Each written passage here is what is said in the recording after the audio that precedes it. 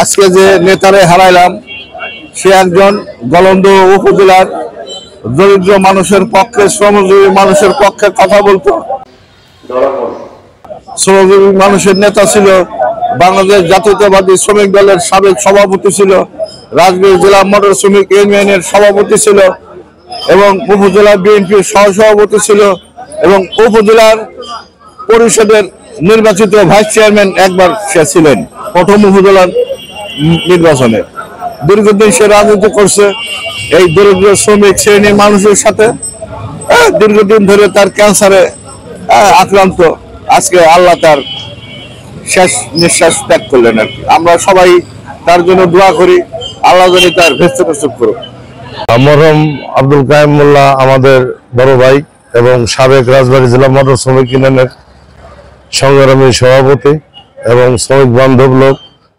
বাংলাদেশ জাতীয়তাবাদী দল বিএনপিরও শ্রমিক দলের উনি সভাপতি ছিলেন গলন্দ উপজেলা।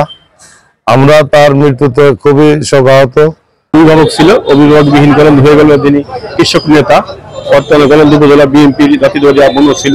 আমরা তার দুঃখিতে আমরা খুব মর্মত হতভাগ্য। তার মধ্যে একটা অভিভাবক আজকে আমাদের গলন্দ খুব প্রয়োজন ছিল। সোহাগ, আপনাকে ধন্যবাদ। আজ আমরা যার জানাজা উপস্থিত হয়েছিলাম, ওনার আব্বা গলন্দ উপজেলা বিএনপির প্রতিষ্ঠাতা সভাপতি ছিলেন মরহুম লতিফ মাস্টার সাহেব। তারই সুযোগ্য পুত্র মরহুম কাইম মোল্লা আজ আমাদের মাঝে নেই। তিনি আমাদের বিএনপির রাজনীতির সাথে জড়িত ছিলেন। তিনি শ্রমিক দলের সভাপতি ছিলেন।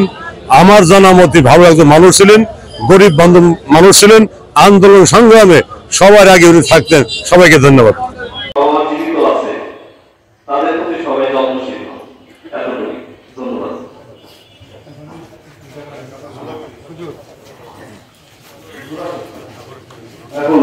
কতগুলি বান্দা হাত তুলেছি মাওলা, মেহরবানি করে আমাদের পিছনের গুনাহগুলি মাফ করে দাও ইয়া আল্লাহ।